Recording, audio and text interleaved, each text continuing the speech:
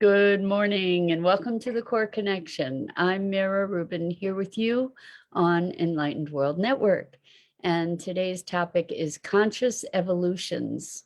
There are moments, choice points that we experience from time to time where we can choose deliberately to step into the abyss of the unknown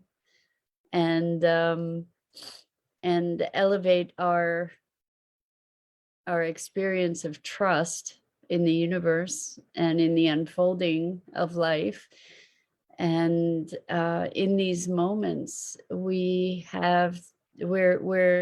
engaging in our conscious evolution. Those steps are revolutionary, evolutionary steps generally. So we're going to get to explore that together.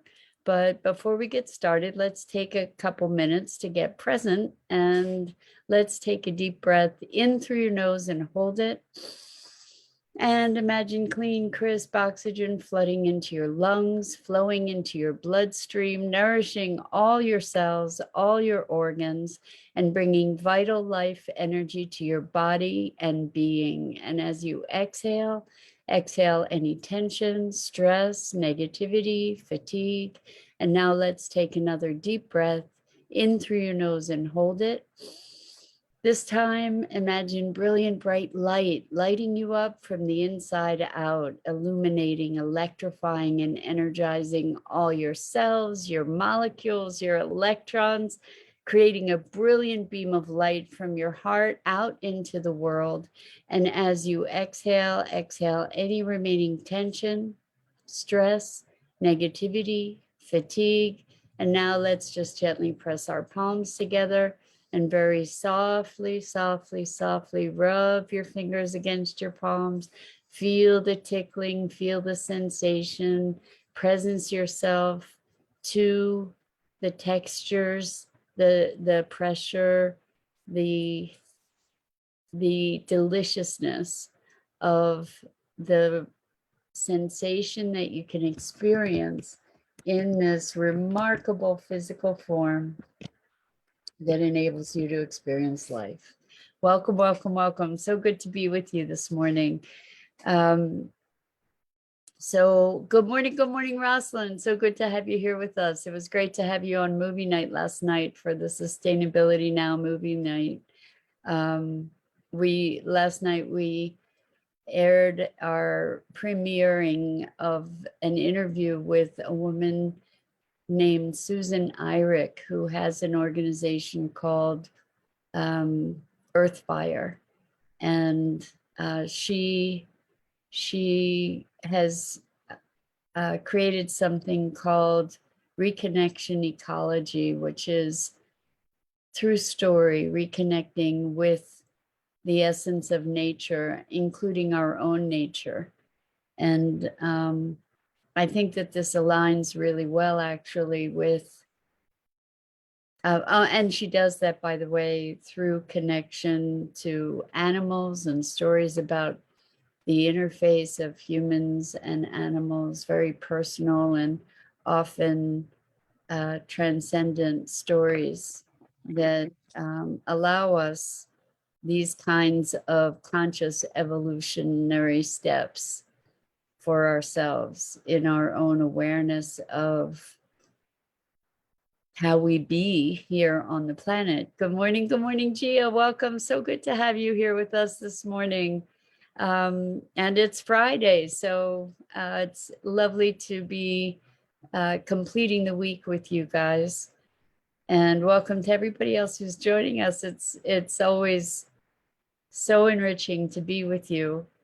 So anyway, we're talking about conscious evolutions.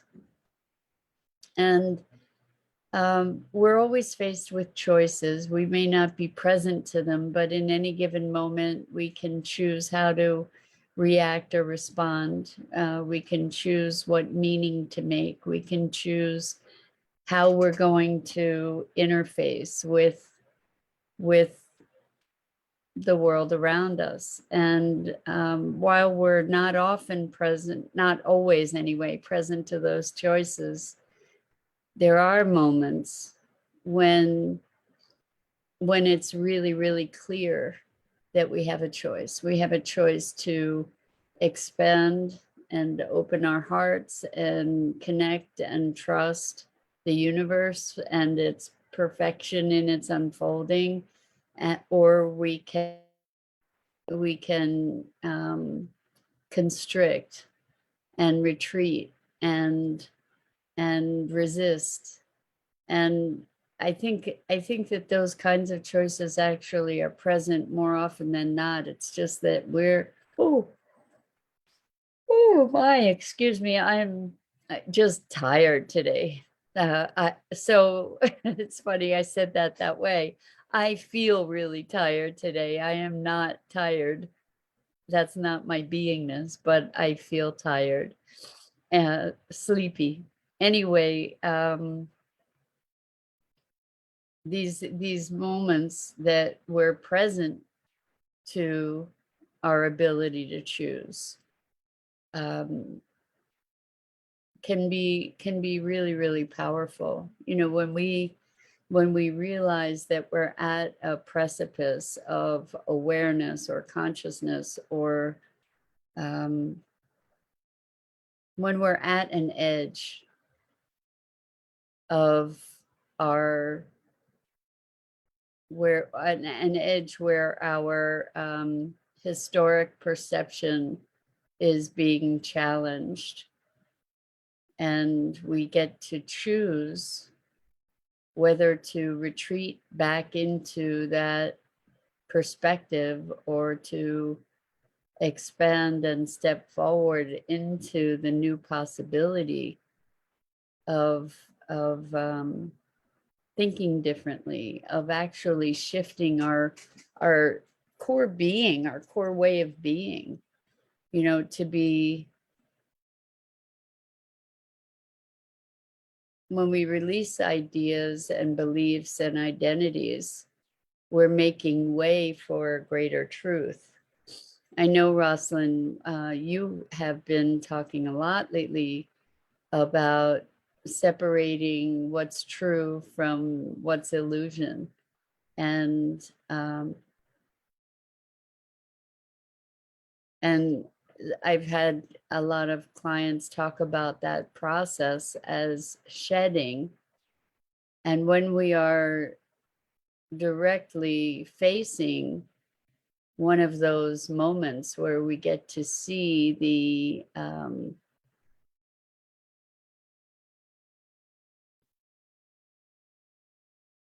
the structure of our beliefs or ideas, when we get to see the place where,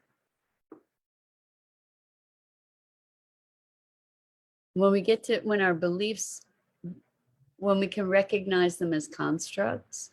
You know, there are moments when we recognize that there is a belief there that we are holding, and it's a construct, and we have a choice to allow ourselves to question that belief. That is a conscious evolutionary choice, I believe, because it allows the deconstruction of the framework that we might have attached ourselves to. And so as we give ourselves the latitude to question and to challenge even our most deeply held beliefs, what happens is we become untethered, right? We become kind of rootless in a way. And while that might feel like we're floating in the void, or that we're lost in the void, we're not really lost. You know, we're also able in that moment to fly, right? Because we're not being bound by these beliefs that we've held to. And so I'm wondering for you if you've experienced moments where it felt like a choice point. It felt like a pivotal moment in your life that was shifting your definition of yourself and who you are or how you be in the world. Moments of these choices that have far-reaching implications, like a pebble in a pond. It might seem like a really simple choice, and yet um, those those are quantum moments. Let's just call it quantum moments. um, when we can feel an opening of the heart and we choose to step into that, as frightening as it may be, that's a quantum moment. That's a conscious evolution. And Rosalind says, to the point, I question everything. Why things are the way they are, constantly changing the belief. It's nauseating sometimes, but it's like no returning back. I love that. Nauseating, just like you can get motion sickness, right? With when you are challenging your foundations. It's very disruptive. So Gia says, yes, I've had many such moments when I had to make such a decision. Yes, well said, quantum moment. Thank you, Gia. I really do believe that we are encountering these quantum moments more and more often. And this notion of acceleration of consciousness. So that's what spurred today's topic, actually. And last night in our conversation, we were talking. Susan Eyrich really communicates with nature, with animals, with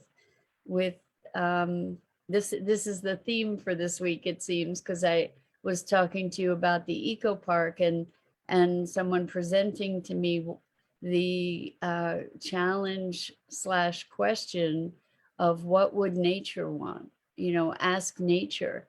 And what I realized last night is that in my lifetime, that kind of conversation there was no space for that kind of conversation. And if you claim to talk to trees or talk to animals or talk to angels, you would have potentially been committed, institutionalized. And so to recognize that that kind of conversation is now very commonplace, very much more accepted, where it's part of a grander conversation to recognize that our consciousness has shifted, to recognize that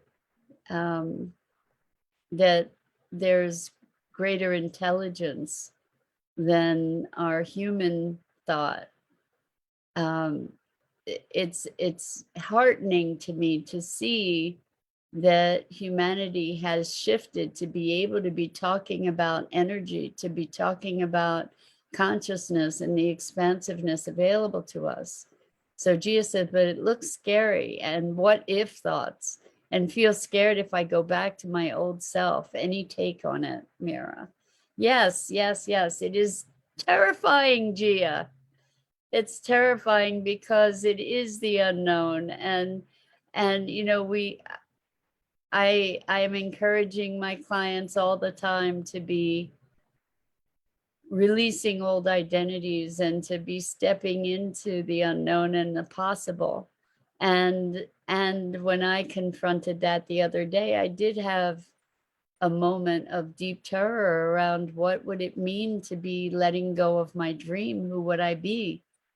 Because I've focused myself around this dream, and that it was a quantum moment for me to be able to start to entertain. I am still growing into it, but to start to entertain what would nature want.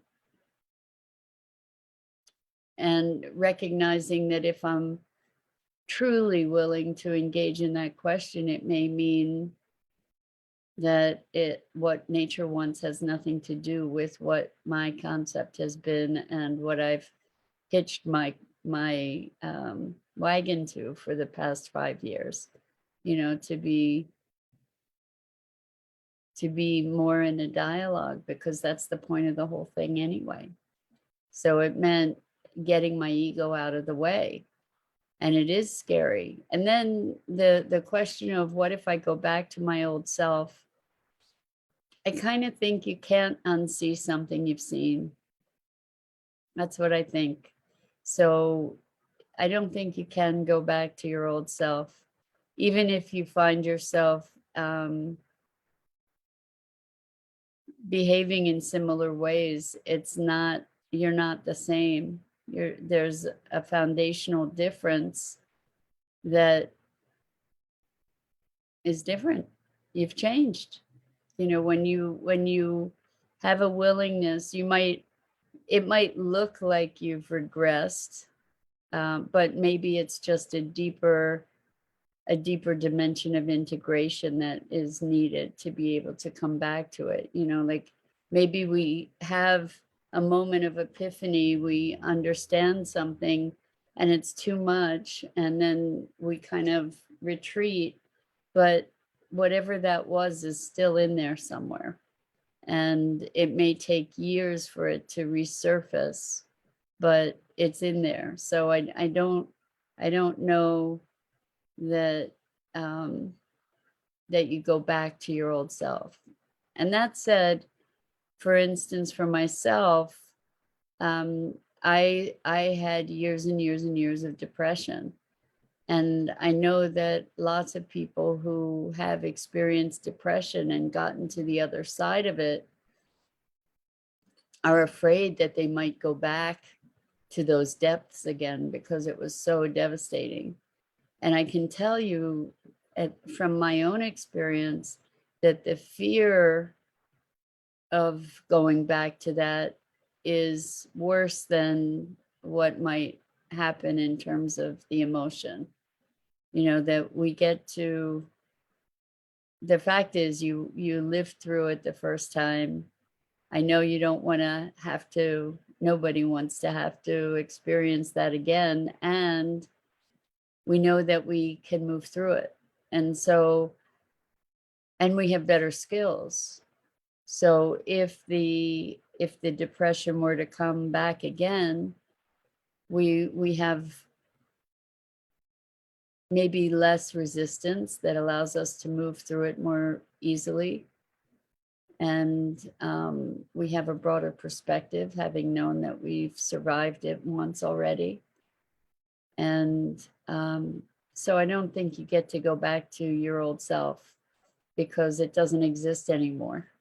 You're changed. I think you can trust that you're changed. And as similar as it may look, it's not the same. So Rosalind says, right, the magician's illusion revealed doesn't have the same experience when watching the show again. That's so true. I love your analogies, Rosalind. It's true. Once you see what the mechanisms are, then it's not as scary, hopefully. What we're remembering is the pain, and then we create fear of the pain, but trying to avoid the pain doesn't eliminate it. It kind of deepens it, and it then compounds it with the fear, which makes it worse. So conscious evolution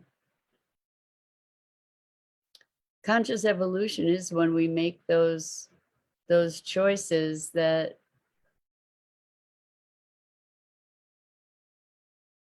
require us to allow the release of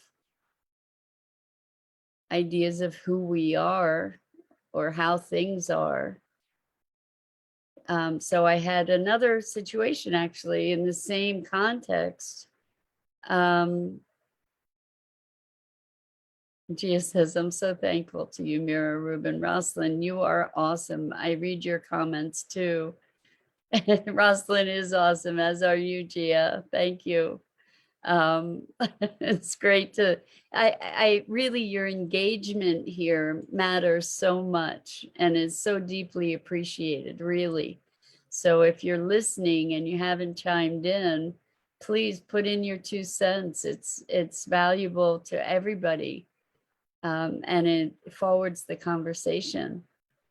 But anyway, so in a conversation with this person that was encouraging me to ask what would nature want, I had moments where my internal conversation was, yeah, I don't want to listen to this. I don't want to let this in, and what I noticed was that I had moments of defensiveness where I wasn't being open, where I wasn't receiving. And I allowed myself, I deliberately chose to relax and relax into the conversation, to presence myself more deeply to being receptive to what this other person was saying. As threatening as it was to my being able to keep the ideas I've had. So, when we get into arguments, it's because we're holding our perspective, we're holding on to or defending maybe what we consider our identity. Like this conversation with this person was really challenging my identity or what I had identified myself with on some deep levels, and to be able to have the presence to choose to be receptive, to choose to receive despite the threat to things, ideas that I've held so dear. That was conscious evolution. That was a big deal. And I think we all have those moments when it's challenging to be present to what someone else is offering to us. To remind ourselves, wait, breathe, be present. There's richness here. There's an opportunity here for your evolution. And I don't know about you guys, but I am suspecting that because you're hanging out on Enlightened World Network, I do know about you and Gia and Rosalind. I know about you guys that you are committed to your evolution and your conscious expansion, or your expansion of consciousness. And given that commitment, when we're present to that commitment, then we can find the courage to step off that edge, to step into the unknown, to be willing to challenge our own ideas and beliefs by listening, by being present to another whose ideas may be different and may offer us a new vantage point. And so Gia says, oh my gosh. Gia, that's a big pressure. Gia says, Mira, you're my role model. I keep coming to you as and when time permits.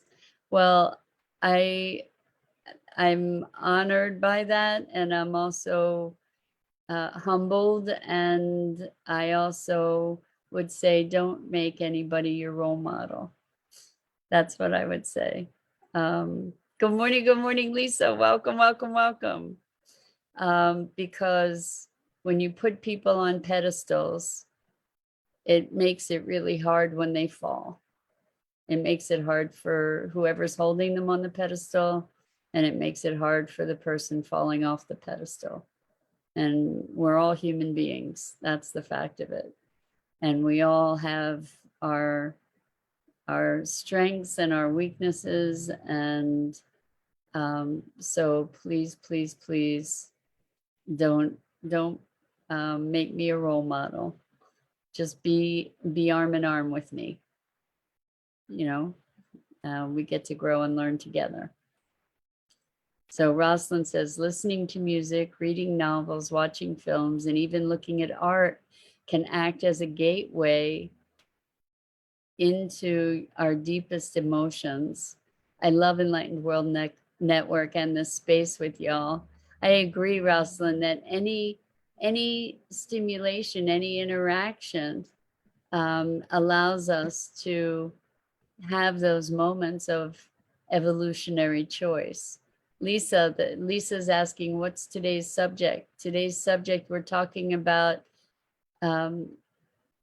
conscious evolutions, how we have choice points in our lives that enable us to really step into expansion or to step back and contract.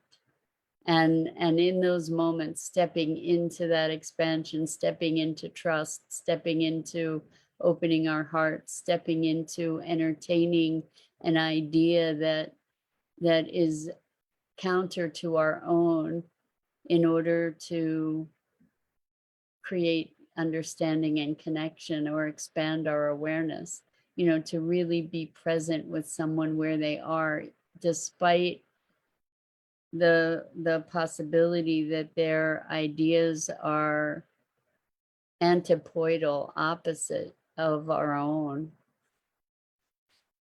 to make space for people and also for our own awareness, you know, to really.